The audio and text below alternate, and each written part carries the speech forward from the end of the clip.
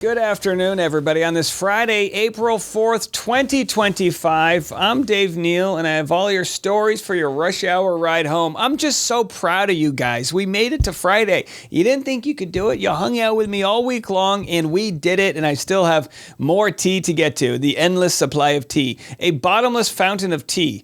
Bachelorettes unite. That's right. On this episode, I'll discuss Caitlin Bristow and Rachel Lindsay. Are they going to team up and spill all their secrets? Also, teacher's pet. A teacher tried to hire a student to kill her husband. You shouldn't do that. That is bonus homework, and that might get you in jail. Also, speaking of prison, Russell Brand, new accusations and new charges laid out against him, including some I can't even mention here, so I'll share that for you. And then lawyers trade blows. That's right. Blake Lively and Ryan Reynolds, and Justin Baldoni's attorneys both explain why they are in the right. It's juicy. These lawyers, I mean, when you read one side, you're really convinced, and then you read the other, and you're really convinced. They're good at what they do, I'll tell you that. And we'll talk housing, as Jerome Powell says, we will not be lowering rates on homes, so maybe you've been trying to get into the housing market. It's the hardest time in the history of the world to buy a home, and it's not going to get any easier thanks to these tariffs. And we will also discuss tariff talk,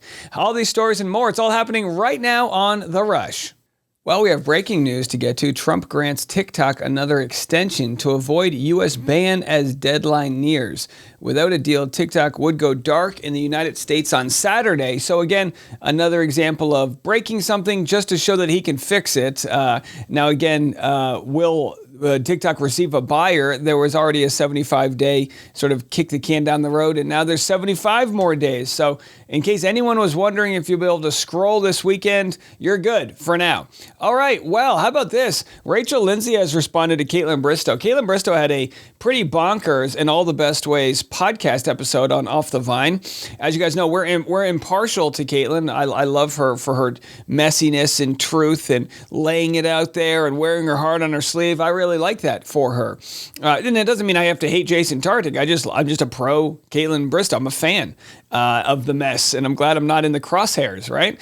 Well, Caitlin Bristow talked about the fact that she, had her baby name picked out. She wanted to name her baby Teddy, and then Jason Tartick named his dog Teddy, and she was like, that's really messed up. And so we covered that, right? Well, now Rachel Lindsay is saying, good for you for telling your story. It gets to a point where you're like, enough is enough. I'm almost there, girl, LOL.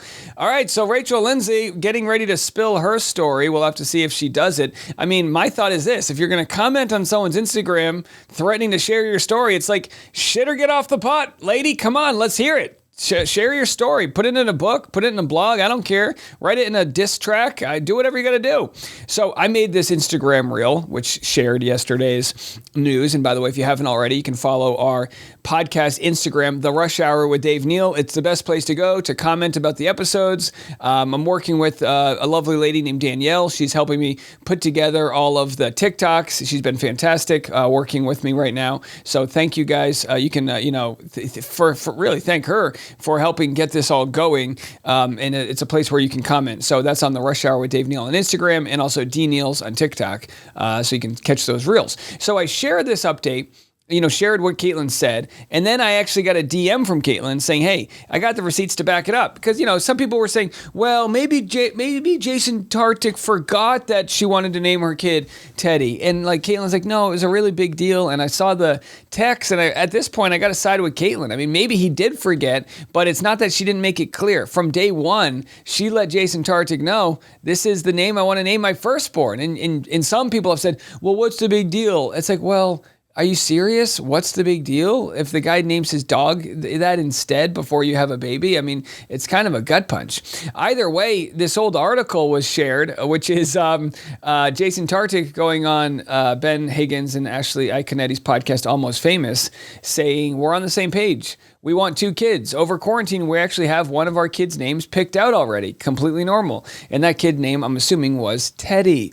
So I don't know. Think what you want about it. But so far, I mean, Caitlin's receipts pretty much line up. Here she is sharing more about her breakup with Jason Tartick.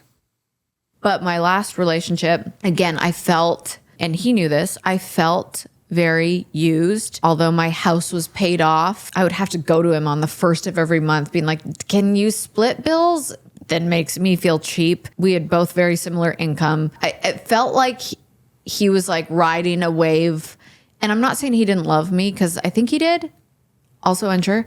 But it felt like riding coattails, riding a wave, got to where he wanted to get to. And I think why he was so broken about the relationship was because he didn't know who he was without me. Yeah, I mean, it sounds rough, but it's probably accurate. You know, it's a good conversation to have. Now, a lot of people will say, well, she shouldn't be doing this publicly, blah, blah, blah. Well, whatever. This is what you sign up for when you date and get engaged to a podcaster. This is what you sign up for. By the way, how amazing that she had her house paid off.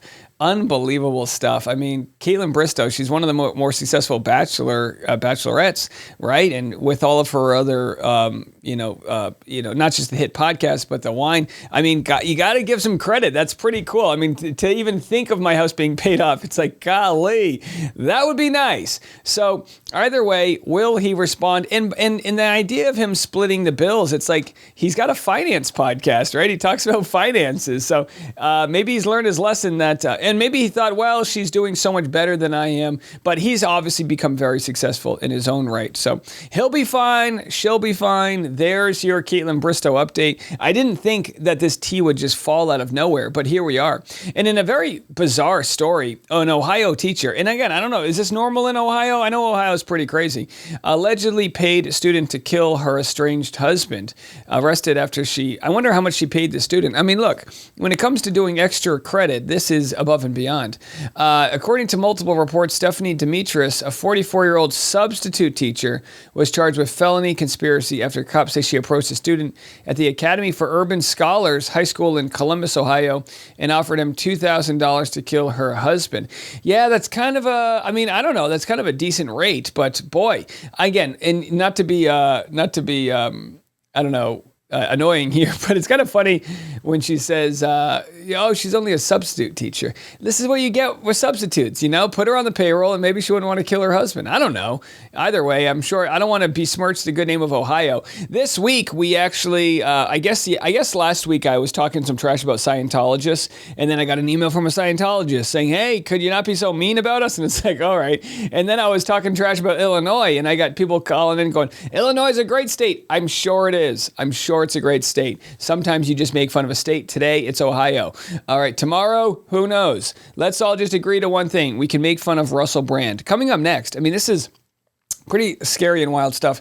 He was charged with rape and sexual assault. He's now facing charges for 4 separate alleged incidents dating as far back as 1999. And they've investigated him for several years now. I'm going to share his response to this. Although I have to tell you, and I'm not here to break news, I can't share who and I can't share specifics, but I've heard stories from victims of Russell Brand's for a long time. Because, I've worked in the entertainment industry and I've heard from people that said, yeah, he did X, Y, and Z to me. So it's, his thought of like, well, they're just coming after me. It's like, how convenient to say that, but also receipts would say otherwise. He said he was and by the way, the story I know was when he was sober. So anyhow, let's do this. Let's share what Russell Brand had to say in defense of himself after these charges were leveled against him by the British government. All right, here it is. He took to Twitter to defend himself. Hello. Firstly, thank you for these incredible and overwhelming messages of support. We're very fortunate in a way to live in a time where there's so little trust in the British government. We're very fortunate, I suppose, that this is happening at a time where we know that the law has become a kind of weapon to be used against people, institutions, and sometimes entire nations that will not accept and tolerate levels of corruption that are unprecedented. I'm speaking particularly to those of you that are watching this in the UK. How do you feel about your legal system right now? How do you feel about some of the high-profile cases that are not being pursued and prosecuted? How do you feel that the Southport murders were handled? How do you feel about the government of Keir Starmer? I think we call this like whataboutism, right? Darvo, where he's now attacking the people that are coming after him. It's like, look, you'll get your day in court, but they're charging you, and I'm sure he's got a good lawyer. He's pretty much been canceled from the world of entertainment because I think a lot of these stories are credible. The person that I knew, they didn't want to come forward because this was like a decade ago and the system wasn't kind of set up to believe people like her in a world where he was kind of like a star. Like, that's a sad truth. So it's no surprise that now people are finally talking because maybe they feel it's a safer place to do so. But yeah, I mean, we'll see. You know, he'll get his day in court and he'll get a fair trial. They can put on all those powdered wigs they do in England, and we'll see how it goes. All right. Let's go to Blake Lively. Blake Lively and Justin Baldoni. It's been a very busy week. Of course, she had her motion to dismiss. Justin Baldoni responded to it. Now we have their lawyers chiming in. So Blake Lively's using it against Justin that he's defending himself. Says, Mr. I support victims is trying to silence one. Well, that's not exactly what his take is, but I'm going to share. The It Ends With Us director clapped back at Blake's attempt to get his lawsuit against her thrown out, opposing her motion on the grounds she allegedly orchestrated, participated in, and directed a smear campaign designed to ruin the reputations and careers of his production company, right? So we've already heard all of this, but here's where their lawyers are at. Blake's legal team, attorneys Mike Gottlieb and Ezra Hudson, tell TMZ. That's right. Justin Baldoni, the man who has built his brand on supposedly speaking up for victims, believes that the First Amendment rights of victims of assault and harassment to speak out should give way to the rights of perpetrators to sue their victims into oblivion. So you could look at it the other way and say, Blake Lively's side is saying he shouldn't be allowed to sue her because she made these accusations against him. Because apparently in California, if you make accusations against someone, they're not allowed to respond with a retaliatory complaint. But again, it's not without any merit because he's got all this evidence that he never did the things she's claiming he did. They add, Justin and his lawyer, Brian Friedman, are so hell-bent on destroying Blake, they're trying to shed a law meant to protect victims and send a chilling effect to others from speaking out. And by the way, this is kind of what you see happen a lot, right? You see a lot of conflation happening where Justin's arguing for himself, right? He's not speaking on behalf of everybody else. He's not trying to roll back protections for victims or anything like that. He's just saying, no, she lied. Like, I'm defending myself. And they're saying, oh, he's supposed to be so pro-victim and now he's not. It's like, well, I mean, every case for itself, right? Now, Brian Friedman, Justin Baldoni's attorney, says it's exactly the opposite. Miss Lively and her circle of Hollywood elites cannot prevent my clients from exercising their constitutional right to petition the court to clear their names from her false and harmful claims.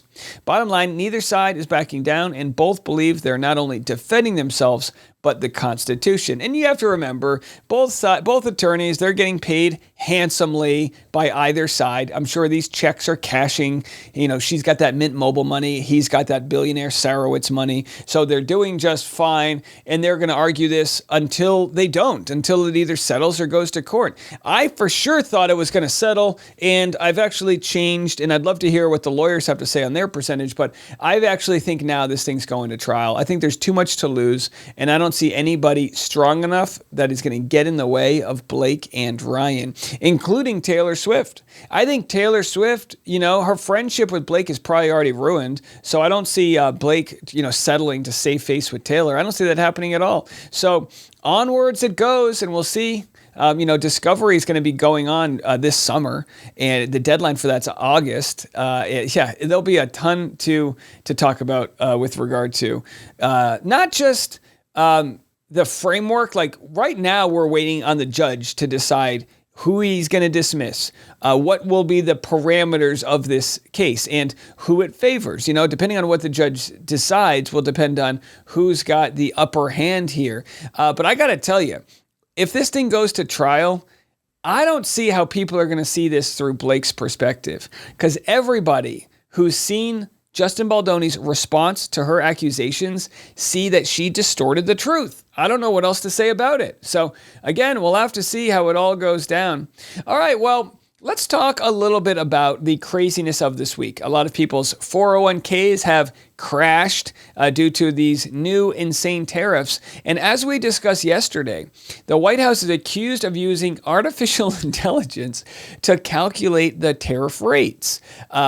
AI has entered the White House, and an interesting theory circulating social media claims President Trump's sweeping reciprocal tariffs slapping a minimum 10% tariff on nearly 100 countries, were formulated with the help of artificial intelligence. Because when this first came out 2 days ago, people were like, what the hell is this? These aren't the tariffs. 67% from China? A 2% tariff could rock the boats of the market, let alone a 67%. So what Trump is accused of doing is finding this formula that creates this super bloated number, then dividing it in half, and that's the USA discounted reciprocal tariff. That's his way of saying, oh boy, I'll do you a favor and I'll only give you a tariff at this percent. Now, those that are pro-Trump were arguing, well, this is all negotiation. And it's like, well, maybe, but $2 trillion blew up overnight, in moments actually, after this was announced. So how much damage can this cause? Like, sure, you can negotiate, but if you set the world on fire,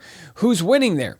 So here Kobe shared that Trump's team just asked ChatGPT and shipped it. That's right. When you ask ChatGPT how to calculate a tariff, they come up with this very interesting way. Tariff equals your trade deficit divided by your imports, and they get a percentage out of it. And again, does it make sense? No, not at all. It doesn't make sense at all, especially when it comes down to how big, how important it is to have free trade and how important it is for American businesses. So this will continue to sort of crater the economy to the point which this is the first time Republicans are starting to take a stance against these tariffs.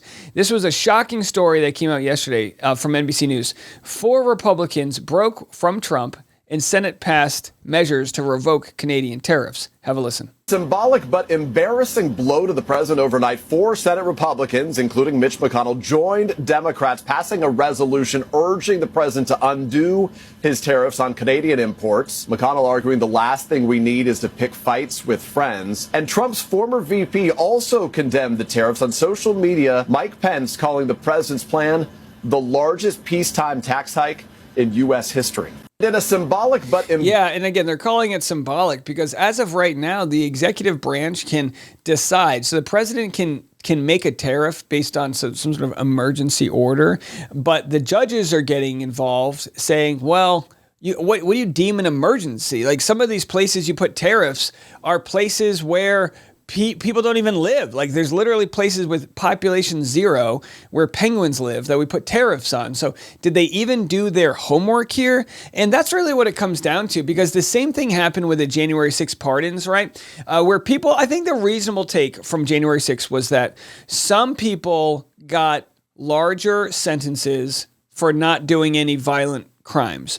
And those people maybe relook at it. Did they serve some time in jail? Sure, they went through Congress. They walked through the doors they weren't allowed to, but really focus on the violent criminals, right? That's what should have happened. But because that took a lot of work, hundreds of people involved, the Trump administration just did a blanket pardon for everybody. It's like they just waved the wand, but there was people in there that had attacked cops with their cop's weapon. There was people that broke in and assaulted folks and things like that, and they just got let off with the grandma that was walking through like she was on a tour. And that's what's so scary, because no one's saying tariffs aren't good. So I saw the analogy. A tariff is like a hammer, where it's either a good tool if you use it appropriately to hammer in a nail, but if you use it to break everything, it's not a good tool. And that's kind of the idea with tariffs, right? There are some tariffs that if you can enact them will bring jobs back. But what you have to do is you have to say these tariffs are in effect and I'm not budging on them. And then maybe companies might say, all right, well, we'll move the factory back to Alabama if this is what it is. And once we move there, we'll thrive X, Y, and Z. But since these tariffs are being used as random leverage, and as has been seen with the Mexican tariffs and the Canadian tariffs, is that they're being used as negotiation. So what company is going to move their entire factory back to the U.S. if in 1 week he's going to drop these tariffs? So what's going to happen is it's just going to inflict a lot of pain on a lot of people. All right, coming up next, I'm going to share that the courts are starting to intervene on these tariffs. I think this week we're going to get a pullback on this. I've already seen my first lawsuit filed by the New Civil Liberties Alliance, representing a retailer in Florida that's suing the Trump administration, saying that they've overstepped their boundaries and there's no emergency here. So I actually think the courts have the potential of stopping these tariffs this week. If that happens, then you're going to get a rally. But one of the things we have right now is the stock market and the economy are tied at the hip. If the stock market continues to fall, if that negatively impacts upper income consumer spending, then you're going to dramatically raise the odds of a recession because it's happening at the same time that government spending, which, as I mentioned, has been a huge boost to economic growth, is slowing the pace of its spending. So there aren't that many stools left that the economy can sit on if we lose the stock market, if we lose upper income spending. Yeah, I mean, who in their right mind would want to make a frivolous purchase right now? Nobody's buying any boats if they're worried about their companies and whether they're going to have payroll and all vacations. I mean, now's a time where people are going to be buttoning it up. This is just the reality. We bought our first home a year ago, and we did it at a very high interest rate with the hopes that the interest rate would come down. And you have to assume it won't. And now it's not. The interest rates are not going to come down because, as you know, we were basically just getting to the point where inflation was gone several months ago. It was a little bit higher, but it was just like right ready to go. In Jerome Powell, when the inflation is back down to 2.5%, 3%, when it's back down to this sweet spot level, then Jerome Powell comes in and says, okay, now we can lower the rates. As the rates are higher, it's more expensive to borrow money, so that keeps people from spending and it helps with the inflation going down. What's going to happen now is, as he's saying, a rise in tariffs is a rise in inflation. So all of that work that's been done since the pandemic to get inflation back under control was just blown up in smoke. Here's Federal Reserve Chair Jerome Powell. We have stressed that it will be very difficult to assess the likely economic effects of higher tariffs until there is greater certainty about the details, such as what will be tariffed, at what level, and for what duration, and the extent of any retaliation from our trading partners. While uncertainty remains elevated, it is now becoming clear that tariff increases will be significantly larger than expected. And the same is likely to be true of the economic effects, which will include higher inflation and slower growth. The size and duration of these effects remains uncertain. While tariffs are highly likely to generate at least a temporary rise in inflation, it's also possible that the effects could be more persistent. Avoiding that outcome would depend on keeping longer-term inflation expectations well anchored, on the size of the effects, and on how long it takes for them to pass through fully to prices. All right, so I know this sounds super boring, but that's why this is a super boring position. Federal Reserve Chair Jerome Powell, you want the most boring looking person to be doing this. You don't want somebody who's reckless. Now, Trump has said he wants to, try to force them and encourage them to lower the rates, but you can't do that. It has to operate independently of what the president wants because his only job is to make sure the country's inflation and interest and all of that doesn't run away.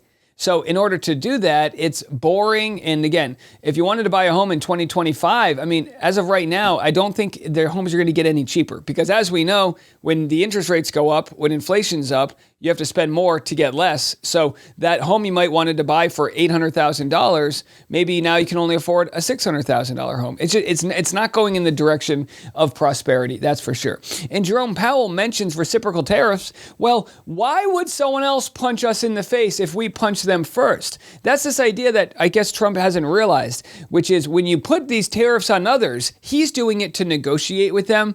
But what he's realizing is he doesn't have much leverage. Right? Because these other countries, they can just slap reciprocal tariffs on us. And that's exactly what China decided to do. Have a listen to this.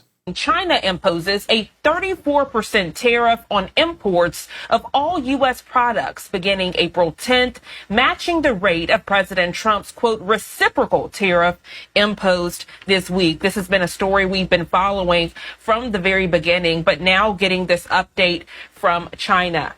China announcing again, as I just mentioned, this Friday, they will impose that 34% tariff on imports of all U.S. products beginning. Do you know how much money that is? 34%. When you're buying things off Amazon, they're coming in, or if you're a company that's based out of here, but you get a lot of your products from China, or, that's a lot of money. These margins of profitability are so razor thin that this is absolutely going to just make it so that companies are like, nope, we're out. And we're seeing that. We're seeing that with several companies have already announced thousands of employees getting laid off based on this news. Not good for the economy, completely unforced error.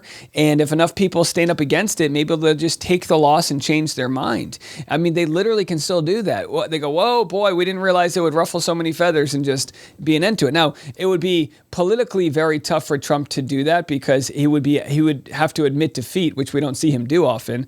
Looking at you, election deniers. But either way, I mean, we're all kind of just hanging out on the deck of the Titanic watching it go down. I mean, yesterday was the biggest drop in the stock market since the pandemic. And today, as of right now, it's even worse. So this whole idea that, it's a buying opportunity. Yeah, if you can afford to invest in the stock market right now, that's a good thing. If you're Warren Buffett, right? He took billions of dollars out of the stock market several weeks ago, knowing that this was probably going to happen because he's a genius. And those that are rich enough, when this stuff crashes, when there's a recession, they'll gobble up all the homes, or they'll invest more money, and then when things come back together, they'll be stronger. And then the middle class, those of us that rent and haven't been able to afford a home, we're just kind of left footing the bill. And it's all preventable. That's the main takeaway, that this is all preventable. It's a war of the economy that was self-inflicted. It's a self-inflicted wound. And we'll be here to continue giving you honest feedback on what happens next. Well, as you guys know, on Friday afternoons, I like to tell you guys to remind your boss who's in charge, right? You tell them to go fuck themselves, and you go out there, you cash that paycheck, and you live your dreams. We got a special interview tomorrow with an octopus expert, and it might not be one of those stories that's like super dramatic. It's just interesting. So while you're walking your dog, if you want to learn a little bit more about not just octopussy? Octopus? How does that work? Oh boy. If you're walking your dog or folding laundry and you want to go hear a story about the lovely world of the octopus, singular, you can go check that out. It drops at midnight on audio, and then I'll have it on the podcast on YouTube afterwards. And if there's any other breaking news stories this weekend, I will be here to post them. All right. Go, leave that job, crank up your favorite 90s music, put on some Ace of Base, and as you're peeling out of the parking lot, go tell your boss to go fuck himself. I'm Dave Neal, and this is The Rush.